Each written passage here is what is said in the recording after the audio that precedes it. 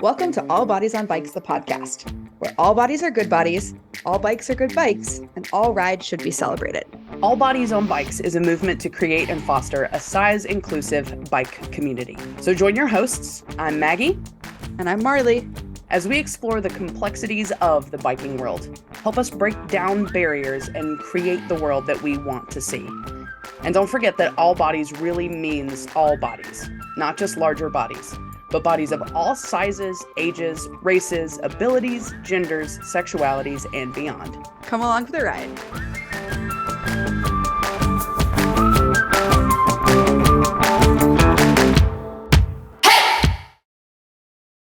All right, here we go. Maggie, how's it going? Marley, I'm great. How are you? I wouldn't say I'm great, but I'm good. Okay. All right. How can we bring that up? What do you need? I just Have you have a had headache water today? Have you I had a know. I snack? definitely did not drink enough water, and I got my hair cut, and they always put like smelly products in, even when I asked them not to. And so, okay. like, I got home and showered immediately, but the damage was done, and now I'm dealing with a headache. But that is okay because I'm really excited for tonight's podcast. Oh my, whoa! Tonight's podcast guest. Dang. Yes, me too. Yeah, That's easy for me to say. Yeah. Do you want to read their bio, or do you want me to read it? I would love to read their bio. Please. And then we will bring him into the conversation and start. It'll be great. Yeah. Party. I love it. Well, tonight with us, we have Andrew Schneider. And Andrew is the founder of Party Size Cycling, part apparel company, part New Jersey cycling gang. And basically they host chill rides, make chill stuff. Andrew himself is a fat cyclist, a major advocate of the adventure lifestyle and the do-it-yourself ethos. So we like most of that stuff. I think I like do-it-yourself sometimes. I think we like all of that. I'm going to make a real quick correction. It's the Adventure Lite lifestyle. I said the wrong thing. It's okay. I don't know. Andrew, welcome to the show. Hey, Woo! how's it going? Let's start there. What is Thanks the for having me. Adventure Lite lifestyle? Yeah.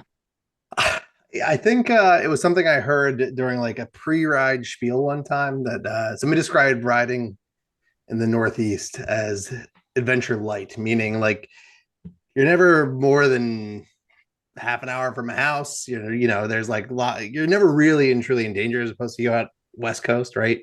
You're in the desert, you're in the mountains, like stuff goes wrong out there. Okay. Life and death. We don't have that around here. So, but I've adopted that to more of that of just like, hey, maybe mountain biking down super steep stuff is not for me, but I like chunky stuff and riding over weird things, but not at the risk of like falling off the side of a cliff and into a river, or worse.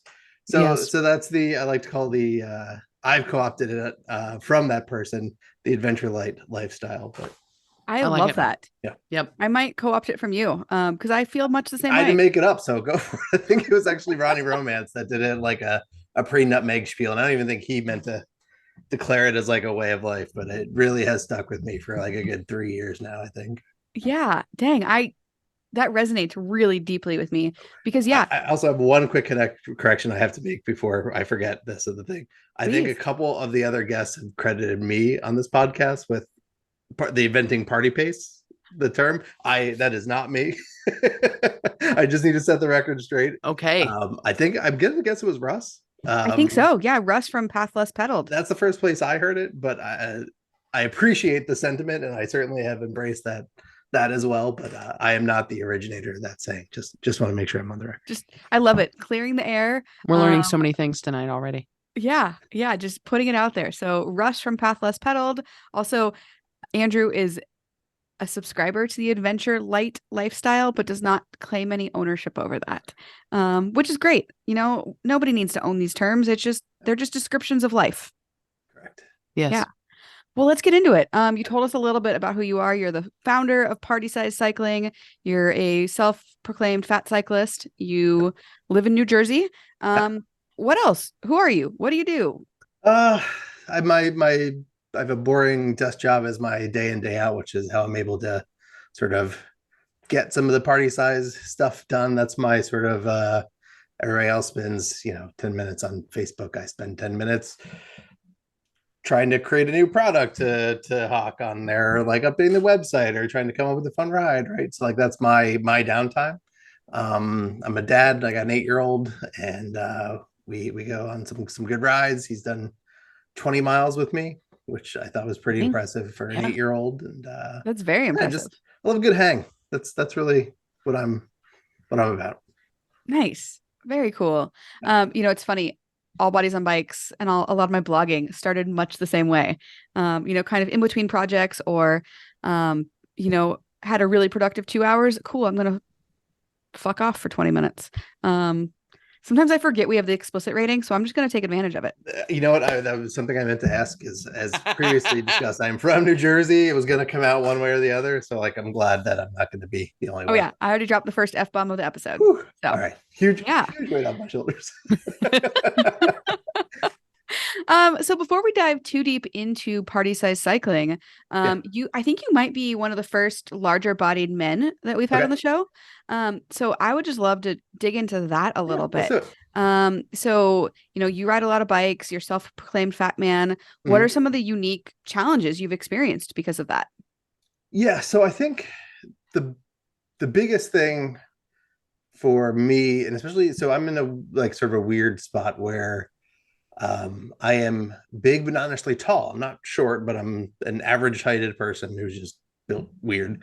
So like there's a lot of bigger men cyclists who are very powerful and can do lots of amazing things and are not that slow. I am not. So I think I like to make there's like a distinction between like tee I'm slow and like no I'm slow, like I'm you're gonna be waiting for me lots if we're going on a group ride. So that is definitely something I think that is, I don't think it's unique to being a male, but I think that's just like unique to being in a large larger frame than your sort of like size or legs. So that's only one thing. I mean, there's a lot of bad advice out there as well, I think. What's some bad Just advice you've gotten? just tire pressure, right? So that's like probably a Mm. big thing is you come across people that are good at it, and like it's actually usually a way I can tell whether a bike shop is a good shop or not, like, or whether the person's like sort of gonna give me good advice, right? Because if they're talking about just putting in the same tire that 150-pound rider or even the 200-pound rider is going to put in their bike, I can't do that, right? Like I'm going to be pinch flatting, I'm going to be having problems with my rims, problems there. So speaking of rims, I would say that's probably the big thing. And again, these aren't male things necessarily, right? But just being 300 plus pounds is just the rims that you're using. You're not going to be using those lightweight felt like carbon rims. You're looking at like they're not sexy rims at all, but like the Alex Adventure 2s are like, I have had a pair of those on my main bike and with like 36 spokes, so good spoke count, but nothing crazy. And I don't know if they've ever even intrude, and they're still fine. And I take that bike on all sorts of crazy stuff that is not supposed to be going on, and I've never had a problem with those rims. So like, there's a good recommendation for bigger folks out there, and those are cheap, which is nice. Yeah. Yes. We'll put a link to that in the show notes. But Yeah. I love hearing you go off on tire pressure because that is a huge pet peeve of mine. You'll be at these expos and brands will have charts of rider weight and PSI, and it's like the highest limit is like 250, and I'm like, cool. What about all my friends who weigh more than that? Are they just not supposed to put in air?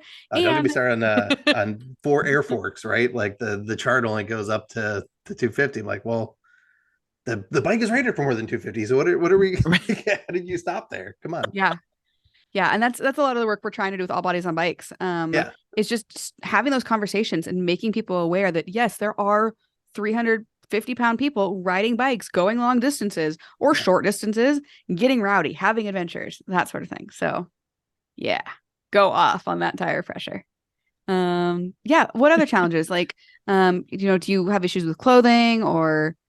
Yeah. I for a long time had resisted traditional cycling clothing, and almost like to prove a point. So have done like the Gap and CNOs, like longer 5-day tours and stuff like that. No cycling specific anything whatsoever, like a pair of shorts. And I found at some point there was like a company that was making like big and tall tech button ups that I found were really good. They don't make them anymore, so I won't even shout them out.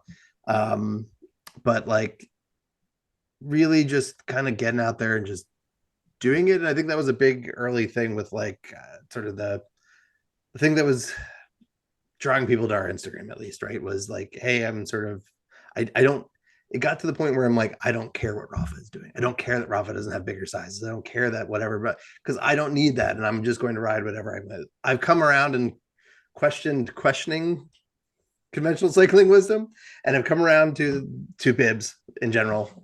So found some good bib companies. I like Fat Lad at the Back has a bib that is very solid, not too long. Aerotech has them also, but is not. I don't. It's not as good, frankly. Yeah, that's fair. Well, they have them, and they have a much larger breadth of size, I would say, than Fat Lad at the Back, but they're just not they're a little longer and more designed for like a little bit of a tall person. I kind of got lost in a train of thought here. What were we supposed to come back You were to? talking about clothing brands, and actually, I love that. Yeah.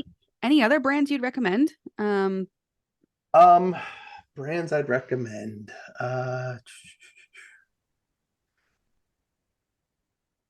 No, I mean, I'll be honest. I use the shirt that I have from like coaching youth soccer because it's like a tech material. That's the shirt that I wear as a base layer when I'm riding, and throw bibs on over that. I'll usually throw a t-shirt or something on. So ride what you got. Don't wait. Yep. I will say I appreciate some of the work that you, particularly Marley, have done with like Pro Azumi. I don't know how much you had a hand in that, but like their windbreaker, I forget what it's called. It's the green one. It's great. That was nice to actually have. I also bought that Osprey pack too, which I cannot say enough good things about. That's the first time I ever had a pack that fit. So really appreciate some of the work you're doing there. Thank you. Yeah, like I guess that's the one. If I could have one takeaway, as well as nice as it is that some brands have come around, like don't get hung up on it. That's the thing that's going to be the difference between riding and not. Just ride. Yep. Whatever. If real bibs are a price, prohibitor for you trying that, if you really feel like, hey, I've ridden, my butt really needs the bibs, like you can get cheapo bike shorts on Amazon for a couple bucks, and they'll get you by, until you really decide whether or not this is something you want to invest a lot of money in. Yeah, I like that advice. Yeah. Well, let's talk about the bike that you have taken places that it shouldn't have gone. Sure. What bike are you riding? Tell us about it. I'm a big proponent for bigger folks of using touring bikes. So my main quiver killer is the Surly Disc Trucker, which again, not the sexiest bike in the world, not the most aerodynamic or light, frankly, but that bike has hold up. It has a dented top tube. I take that thing on all sorts of rocks and trails, and I mean, I know that they definitely. I have the newer one, the 2020.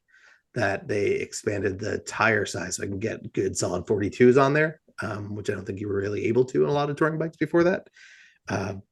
But just with that, like I've been able to pretty much ride almost anything other than like true mountain biking trails. So just did while we can curse, the fall fuck around. Got to shout that out from Hush Money Bikes. And so there was some chunky gnarly stuff. We were on like a mile or two just on the side of a railroad like thing, like so those rocks that are the huge things. Hands sure, are, yeah, big bouldery chunks, and went through that just fine. I would say the one thing that is key though is I've fallen into the trap of the supple tire brands, which I love, and they look great and they're nice, but I've had more problems with those lighter tires, and frankly just like I always say never wrong, Terravale, whatever it is, Terravale, like Washburns have been fine. The Surly Extra Tricycles that came on the disc trucker got me, I think I got 3,000 miles out of those. Dang. Wild amazing stuff. Yeah. And like, but meanwhile, I love Ron. I love the Ultra Dynamicos.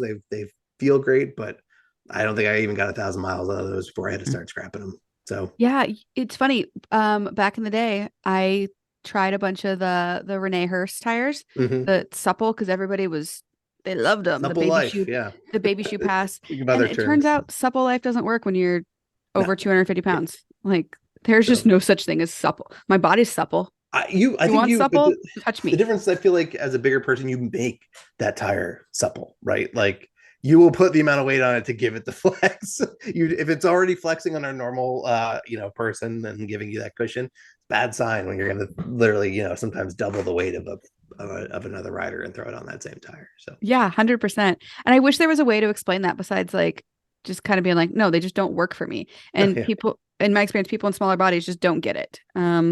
Which how can they be expected to? I would be concerned if the same tire that was good for a 150-pound person was good for a 310-pound person, right? Like there should be different stuff, and I think that's a big thing too. Is and to sort of kind of sidetrack into the other side of party size cycling, right? Is the making stuff, in that I wanted to make stuff that was focused on bigger first. Like we also sell smaller sizes, but like we design logos that fit and look good on a 5XL primarily. So we start there, and then hey, if the small doesn't look as good, that's a bummer for some of my smaller friends, but like we want to make sure that the 5XL looks great, the 3XL looks great. That's probably, the thing that that's my size, so I really try to make sure that looks good on 3XL. But yeah, it just across the board, you can't expect the same thing to work for all different sizes. You kind of need to have some different stuff, and that's why it's nice that some brands are recognizing that. And like that Osprey pack, for example, right? Like putting out a big person specific, not a smaller one that hey, they just threw another buckle on, but like this is designed around a big person primarily, and that's really nice. Yeah. How incredible was it to like put that pack on and be like, I It's can just buckled, right? buckle. Yeah. Yeah. Like you don't have to suck in, you don't have to like contort your body all weird. Like it just works. And like No, yeah. it's pretty darn incredible. I'm the first time I put it on, I was like, whoa, this is awesome. And I don't know about you, but anytime you're using something like that, I immediately just undo the buckles to the fullest Oh thing, yeah. which this or we're a good foot too long, So it's like that was a weird experience that I've never ever had with anything with the buckle before. Same. When we were doing some of the photo shoots, they wanted me to like unbuckle and rebuckle a bunch of times. And they were like, can you just reach a little further? And I was like, no, this is as far as my arms go. Like, I think the Osprey pack in particular, it goes up to 70 inches at the waist. Mm, And my wingspan is not 70 inches. So I just like legitimately could not even reach far enough. yeah, It's a good problem to have. I think so. Yeah. I'm happy. Well, do you want to dig into party size cycling since we touched on it a little bit? We're Yeah, jumping around yeah. a little bit, but what is party size cycling? That's a good question, frankly. Even writing the bio, I had to rewrite it a few times. I went with less is more, but it's hard to describe. To explain how it started, right? So, couple couple friends we just started riding on Friday night. It's the only time we could get away.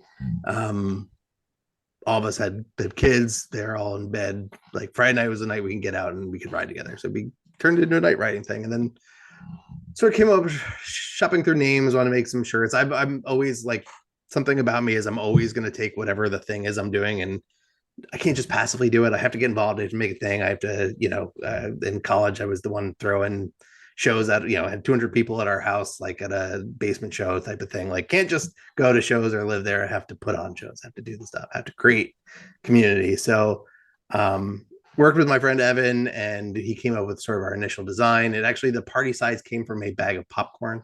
The original name, I've talked about this a few times on Instagram, was going to be Chamois Boys, with BOIS, which was problematic for a couple of reasons, and so we scrapped that. But there is a design out there that has Chamois Boys as the logo.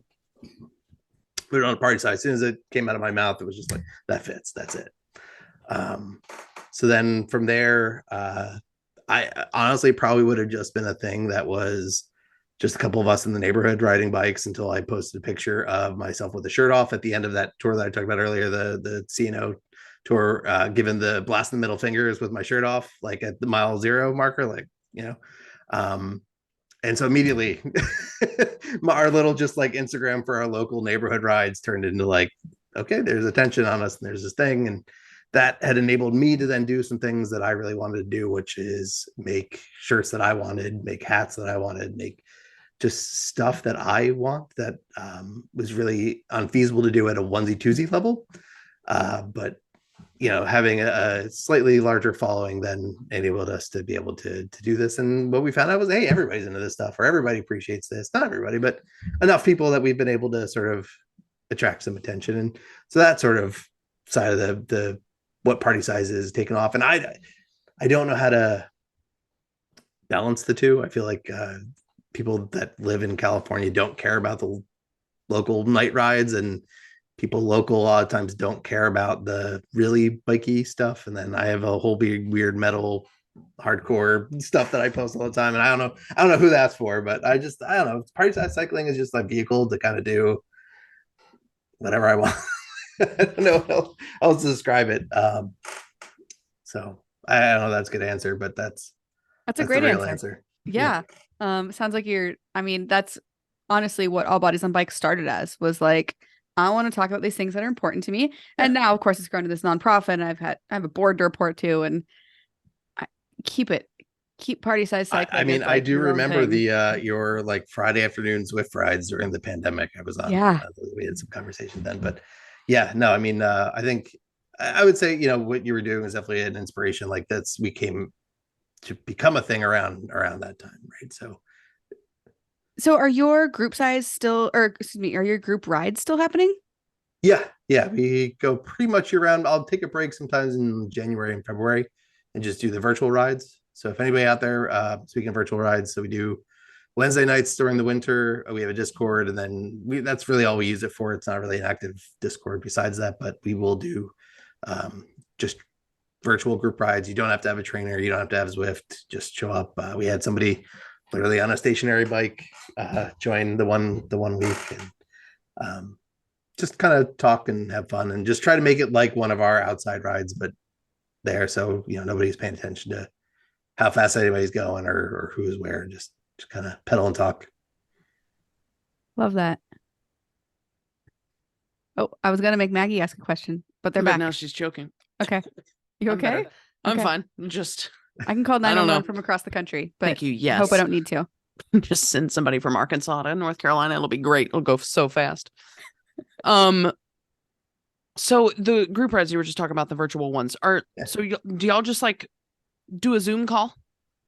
So on Discord, it's basically a Zoom call. There's a channel on there, and then you can do just video or I'm sorry, just audio or audio and video. It's a little bit more fun if everybody's on video. Not everybody has a good setup for that. And then, so we do have a Zwift club. So we'll post the event on there. So that way, like, everybody, if you want to, can do that. But you don't have to. Like I said, it can be just, if you got rollers, if you got an exercise bike, if you got whatever you got, just kind of show up. If you're okay with that, can we put a link to your Zwift club in the show notes? Yeah, absolutely. I'll send that over. Cool. Yeah. I remember it was during the pandemic, and I was just learning about Discord, and still in my brain, I think it's like a weird concept of like, we're just going to breathe heavy and be on camera for each other. And I know it's more than that. I know, like, there's lots of stories that get shared and everybody's breathing heavy, but it's still just like in my brain, such a weird, funny thing that, like, of course cyclists would do this. Like, why wouldn't we? So we're a special, unique group of human people, the things that we're into. What would you say personally, makes party size cycling like unique to the cycling world? What makes it stand out? The funny thing is, I don't think we are that unique. I think there's a lot of other groups around the country, at least, that are doing that. I think of like Swelter Cycling down in Tampa. There's Action Wheels, a bike shop that's about an hour away. They're doing lots of like kind of the same type of interesting things. Grizzly Cycles out in California. I think, and the reason I say that is because I don't want people that are listening to this to feel like, oh, I don't live in the place where this exists. So I can't do this, or this doesn't exist. And frankly, if it doesn't, just make it happen. That's what I did. But I think there is more than I think there are chill groups out there. I think they're just harder to find because they're not as popular, frankly, because a lot of people that don't like riding fast or don't like riding aggressively, don't like group rides, or don't like, it happens time and time again when somebody finds out about us locally. They'll be like, I didn't know this existed, and I've been riding by myself for years, or for whatever, and doing this stuff. I didn't realize other people did it too around here. So but so that's a cop out answer. um I don't know. I think it's fun. Like, I think that is what makes us different, is just a pure unbridled love of fun. Early on, there was some anger, and there were some things that I had a voice finally, and I was trying to make some points. But I think really what it boiled down to is that isn't who I am, and that's not what I wanted this to be about. So, for example, I've really, really, really tried hard this year. My New Year's resolution was to, especially online, not yuck anybody's yum, which is a saying that I came across last year and really love, and I've really, really been trying to not like point out negative things or shit talk anything, and really just try to be a very positive force out there, especially in on Instagram, which is a platform that cannot be sometimes, and as I'm sure you both know and experience. So I don't know. I think that's what makes it party size cycling a little more unique. But I think like I said, the takeaway is there's probably a party size cycling type thing around you. You just got to find it. Yeah. And if not, start it. Yeah. Yeah. Well, actually, I want to dig in a little bit of this, because I've been very curious on like the Instagram with your night rides. What is a night ride typical, or what do your rides look like? Let's talk mileage, pace. Like, are you I mean, I'm assuming you're regrouping. Yes. Well, sometimes we don't ever ungroup to regroup, but fair. Yeah. Depends on the number of people. But that's a great point. So, what I like to say when people ask me about it is a sub 10-mile-an-hour ride. I would like to say we have a policy of like no one rides alone. So it's not just no drop, right? Because no drop can still suck, frankly. When you're riding at the back and you get to the front, and even if they, even in I've been on rides at no drop, and they'll wait and they'll make sure you have time to catch up. But it's still riding by yourself, and it's so lonely. What I really try to do is lead from the back, which is challenging, but it helps. I have a couple people that I trust that sort of lead the front and sort of know where to regroup, or we'll talk through, and we'll sort of at those sort of points, we'll say, okay, next stop, we're going to stop at the Big Bridge. We'll stop at the train station. We'll stop at the entrance to the gorge. We'll stop at certain landmarks that the people that ride know. I think that's important, but leading from the back is a skill set. And it also, you can see the people on the ride. When you're in the front, you're leading from the front, you can't see what everybody else is doing. When you're in the back, you can see this person struggling, this person not having a good time, this person stopped, they had a mechanical, somebody's dropped and they had a mechanical, even though you're waiting for them. That doesn't help them, right? So in the back, you can control a lot more of that stuff. And you can also, if you have communication, I'll often say, like, take a few off the top, right? Like, we have some secondhand little things that just the person in the front will kind of know. I would like to ask you all, because you all probably run some bigger rides than I do. I still struggle with how to handle like varying skill sets in a ride, and how to make it fun for everyone. You know what I mean? Because there are some nights where I'm like, all right, hey, there's 6 people, there's 3 people that drove an hour to come out here, and they want to ride the cooler stuff, not the cooler stuff, but like the more interesting stuff that we have. And there's a person that isn't as comfortable in that. Like, how do you balance that and make sure that the person that drove an hour to come out to experience this thing kind of gets their time worth too, right? So I don't know, you all have any, what are you, I don't know if you have a chance to talk about this enough, but what do you all do? I've actually been thinking about this a lot, because I mean, all of our rides we try and keep under 10 miles an hour, oftentimes even slower than that. And sometimes I'm like, is this too slow? But I always come around to, no, the people who need it are going to come to our rides, and, just making sure that the vibes are good, setting those expectations at the beginning of like, hey, if you're here to rip your legs off, this is not the right ride for you. And really just making it more about the community and the conversation than necessarily the ride. I think another thing that we're trying to lean more into is that just because we're bigger doesn't necessarily mean we're all beginners. And so it's okay to have some longer rides, some more challenging rides, as long as you communicate those expectations at the beginning, so folks know if it's an appropriate ride for them. So I don't have a good answer. It's definitely something that I think about a lot. That is a good answer. That is, yeah. Maggie's our Charlotte chapter leader. I don't know. Do you have anything to add? I think the one thing with it, I believe people that come out for all bodies on bikes rides, and I would expect people that come out for something called party size cycling rides, is most of those folks are going to be feeding off of the energy of the fact if the new person is having fun, or the person who's riding some of the more like beginner stuff, or like I had somebody ask me recently if I'm mountain biking. I was like, girl, I'm slow, but I love it. Let's do it. If you're all right with slow, I'm in. Yeah.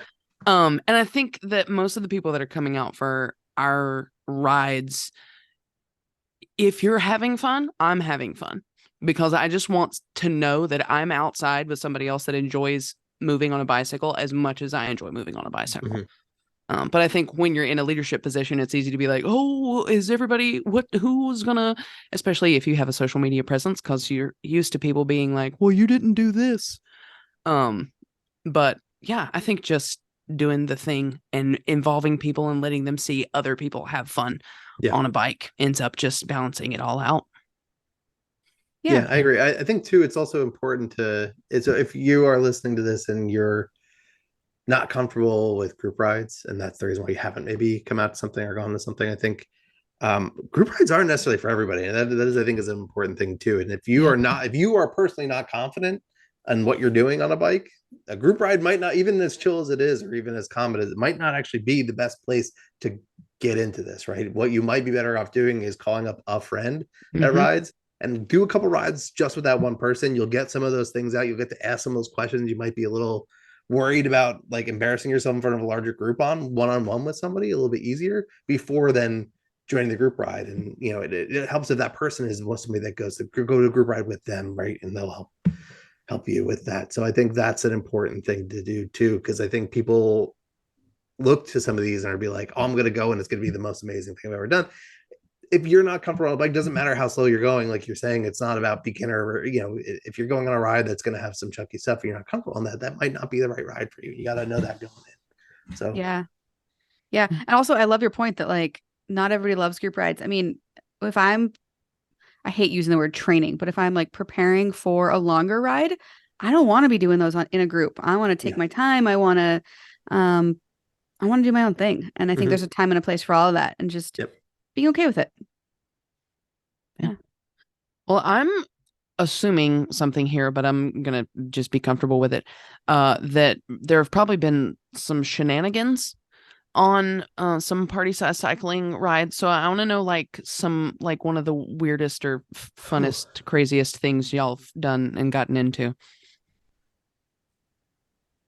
Oh man, put me on the spot. I don't know if it's not crazy, but some of the just a running gag that we have developed is rock and roll McDonald's, which okay.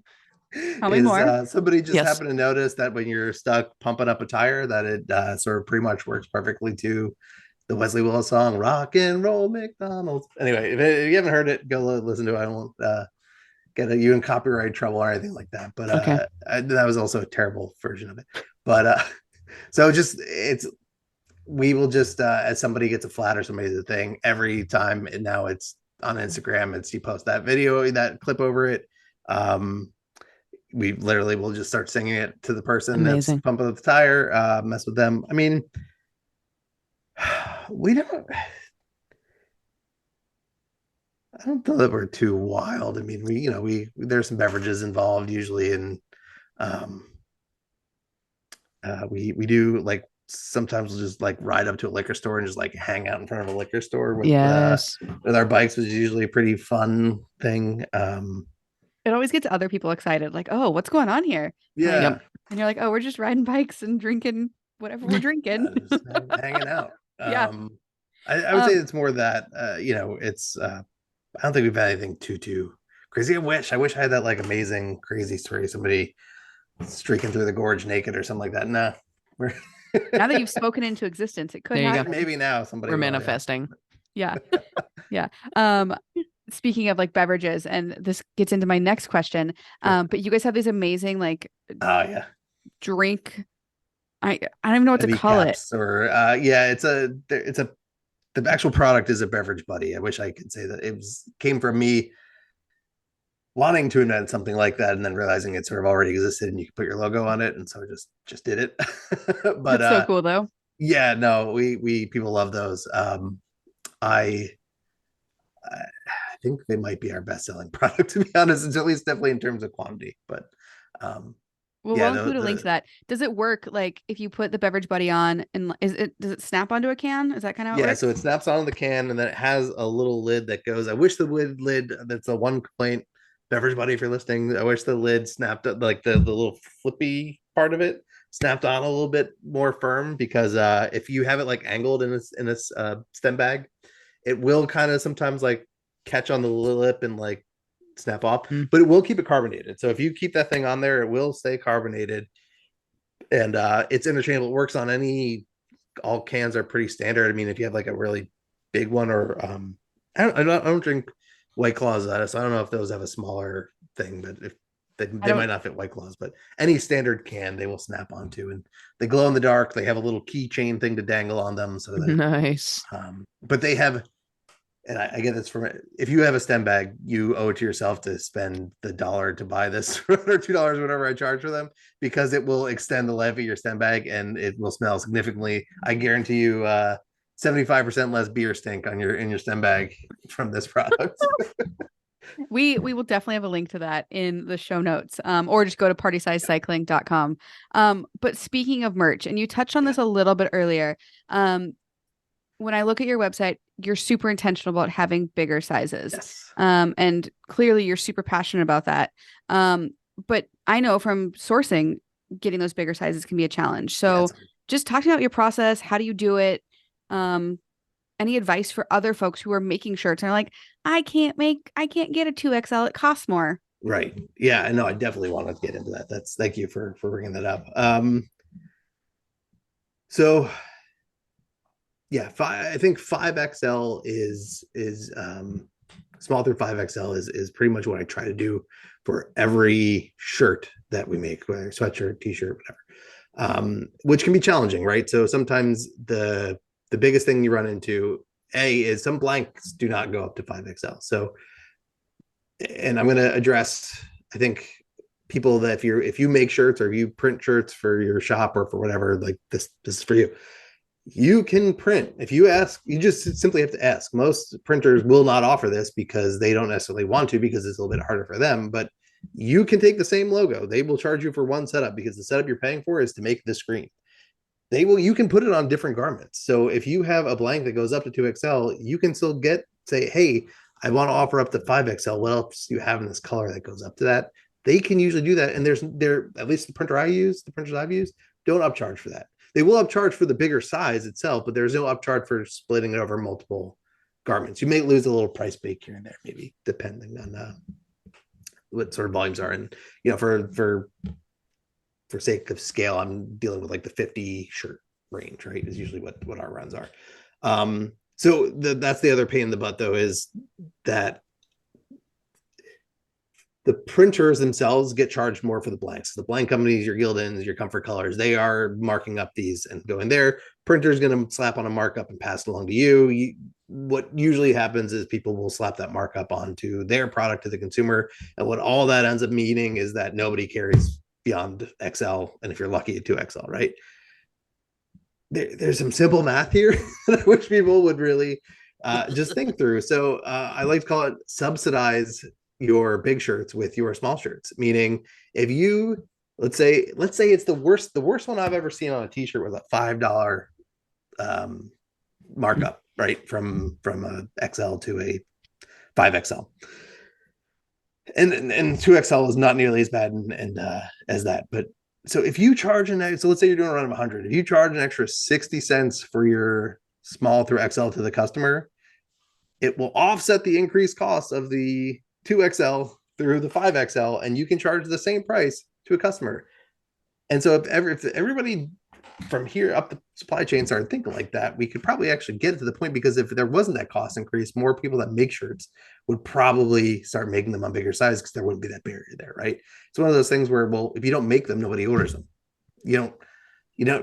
Nobody ever has them, so people aren't that where 4XLs aren't always out looking for them until somebody like literally raised their hand and says, hey, this comes in 4XL. You're usually not checking.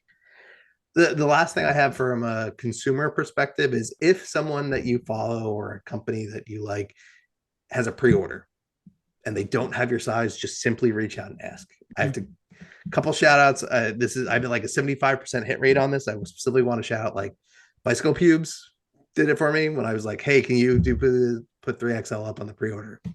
No problem. Spindat did it for me. Bike Jerks, Jeff Lemire from A Million Things Wild and All City and all that. I'm sure I'm missing a few other people, but and there's other people that are just doing it just because, right? Like Grizzly or Not a Race Team, or you don't have to ask for those things. And like between those two things, I think we could do a lot better at getting this out there. And I think, again, the price difference. So you will never, this is a promise. So we record this recording. I'm never going to charge more money for a 5XL than for a small. It's never going to happen through Party Size Cycling. And I wish more companies took that stand. Yeah, that is the stand that we are attempting to take with All Bodies on Bikes. So sometimes I screw up when I'm, going through the Shopify, whatever, and setting the price points. But my goal is price parity across the board. That's because awesome. It already costs more to be fat. I know you mentioned you're doing like there was a name for it, right? I'm sorry, shoot. No. Motions. Okay, yes. sorry. No, you're fine. So I am working on like a separate company that would be separate than All Bodies on Bikes. Okay. That's for a separate podcast, but yes. Got it. Same thing there. No, don't apologize. I thought you had mentioned that. So sorry. I had mentioned a couple times, but the name has changed and who knows what we're making now. Okay. My new ambition is mountain bike knee pads. Okay. I just this is a total separate topic, but I don't want to put crap into the universe because I can. Mm-hmm. I want to put out a product that's actually needed and is going to be useful. And I keep coming back to mountain bike knee pads or just knee pads in general because I can't find any that fit. So I've never actually shopped for them. So that's one thing that I know the chest pads are impossible, but ever look at knee pads, huh? Okay. Yeah. And so who knows, chest pads might be a second thing. But back to the apparel conversation. Really love your advice just to reach out. I think, and I was trying to approach this with empathy. I think folks who are doing this are not trying to leave us out. Those of us in bigger bodies. I think it's often they haven't lived in a bigger body themselves, so they just don't even think about it. Yeah. And cool, it comes up to XL, great. So it does take that advocating for yourself and just reaching out and asking for it. Yeah. And I think it's just, they haven't thought about it and that's all it is. And to their mind, they probably don't realize there are people that are 4XL size that do, or like, you know what I mean? Like, I think until you're up in that size range, that seems like a fictitious size 100% to an average bodied person. Right. So I think it is challenging. And I don't think, they're definitely not doing it on purpose. And they might not be able to, like, they really, truly, like, the quality of the garment that they're using may only come up to XL and they might not be willing to move to a different garment because they have a vision, they have a thing. And that's important to realize too, right? And that's okay. And getting back to that conversation of it's okay to have different stuff for different people, right? Yeah. Like, we just need a few more things for us, I think. 100%. Yeah. Oh, you are dropping so many truth bombs. I am so excited we had you on the show. Because sometimes I feel like the squeaky wheel with all these things. So it's really nice to hear it from somebody else as well. I mean, I think sometimes I feel like this shouldn't need to be said. So I'm like, why are we? But you have to. But I will say, like, as a larger bodied cyclist, I think this is one thing that might be different for male than female. I feel like I don't get as much of the negative stuff online that females do that I see. I think that is a big difference. I think I've been very lucky in that, or maybe just my audience is big enough that it's the only people that like me that are checking me out, which, that's a different conversation. But I think that is the one big difference between being a bigger male and a bigger female. I feel like the internet is much harsher to larger bodied females on the internet. I don't know where I was going with that, but yeah, I mean, especially when I step out of my little bubble, like I had the video of me crashing go viral, and my audience knows me, loves me, are very familiar with my capabilities. But as soon as other folks, especially the mountain bike bros, as soon as it became in their orbit, it was like, I feel sorry, but I feel bad for the bike. Surprised you didn't pop the airbag. Just like the most meanest, like vitriolic, like, why are these thoughts even crossing your brain? Like, who hurt you? Like, really? But yeah, I don't know. I just try and ignore it. And it's not But always I think easy. your friends, if you try to go for a bike ride with your friends, your friends that ride, I think what you'll find is most of them are just thrilled that you're there. They don't care how fast you're going. Never apologize for going slow. Like, I know there are rides that I don't get invited to because they are going fast, and that's fine. And they know that I don't have any interest in going that fast. And don't feel left out. And I'm happy that they have those rides for themselves also. But if they invite me for a ride, they know I'm going to go slow. So they know that they're going to be waiting. They know it's going to be a chill ride, or they'll let me know, like, hey, this might be a little bit faster than you used to. I don't know if you want to come, but I think your friends can be amazing if you let them. Yeah. I think we are often, what's that? There's a saying, shoot, what is it? Anyway, like a fool is you can't free somebody from the chains that they love or something like that. It's a Voltaire saying. I'm butchering it. Link that in the show notes too. But but I think if you truly want to do this, reach out to your friends first. I think they will be more than happy to accommodate you and to encourage you and to do that. But yeah, don't ever apologize, for the way you're riding. Yeah. If you No apologies. Yep. No apologies necessary. I only accept apologies from people that have caused me physical harm. Sure. Yeah. Or emotional harm. Yeah. But I usually just say if you've lit me on fire, but people have started looking at me weird, like, how many times has that happened to you? So I have to come up with a different way to say that. Has that ever happened to you? Not yet. That's why I won't let anyone apologize to me. Fair enough. Fair enough. Well, I don't have any more questions. Andrew, is there anything else you want to cover or want to make sure we talk about? Oh, I did That's a take some lie. notes. Let me just I see do if there's... have 2 more questions, but we have the same 2 questions for everybody. Okay. But Tandems are cool. ooh, tell us. Heck yeah. Yeah, who do you ride your tandem with? My spouse, my wife. She hates when I call her my spouse or my partner. She wants to be called her my wife. But my wife Jen completely changed our dynamic of cycling. She was very afraid of riding in traffic. And also got an e-bike recently, got a cargo bike, got the Yes. easy. And that thing has saved me like 6 car trips a week. Cannot say it enough.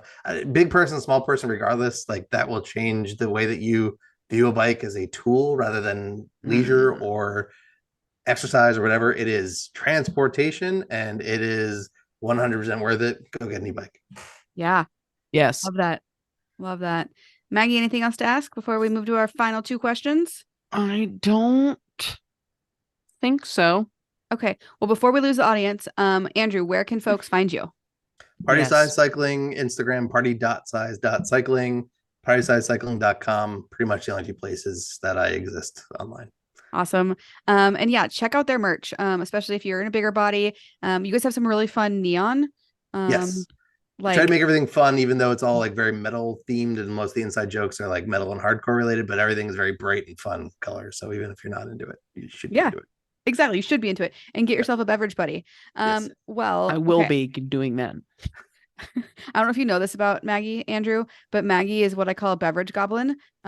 She always has like 3 to 4 beverages at all times. We're the like simpatico, like yes. Same. At work today, I had a cup of coffee, a cup of water, a LaCroix, and a coconut water just lined up on the counter. That is why I say beverages, not just like it's not always just a beer, or it's not always just like it is just liquid. Yep. Just some kind of liquid. Yeah. At least 2 within arm's reach at all time. Okay, cool. Well, as we finish up, I'll ask first, Andrew, what is your perfect day outside? Ooh, perfect day outside would be, I think, ride to somewhere. I'm a big fan of like rides that have like a point that you ride to. So maybe a brewery, maybe a coffee shop, or a we did a really fun ride that was like a poutine ride one time. So ride with a specific destination, with no specific time that you have to be there, and 50% of that being non-road surfaces. Nice. Yes. Love it. And then our last question, what do you wish more people asked you about, or what is something that you do or are into that you wish you got to talk about more? I am recently started working on some coding projects Okay. that I'm not ready for people to ask me about yet, but I have some fun things that I think I'm working on that stay tuned for that. So Okay. maybe some Strava add-ons and potentially a video game that I'm working on. Okay. Fun. Can't say too much. I don't Amazing. want anybody to see my ideas. Right. No. Fair enough. Well, hey, this has been an absolute joy. Nice to reconnect with you. We haven't really talked since deep in the pandemic when we were zwifting away. But maybe I'll pop into one of your virtual rides. Yeah, that'd be great. Yeah. Maggie, you too. Love to see you on there. Yeah, that sounds And fun. anybody, really, it's an open door. Yeah. Well, thanks for the good work that you're doing. Thanks for putting out the good Absolutely. vibes. You all both. I really have been appreciating the podcast, and it's been a good listen. So thanks. Really thrilled to be on it. Yeah, and thanks for dropping all the truth bombs about clothes and wheels and PSI and all the things. Really, really appreciate you. So yes. Cool. All right. Well, this has been another episode of the All Bodies on Bikes podcast. And we're grateful that you're here. Mm-hmm.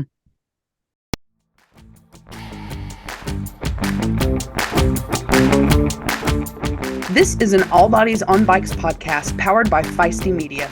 The show is produced by Maggie and Marley and edited by the team at Feisty Media. Thanks for listening.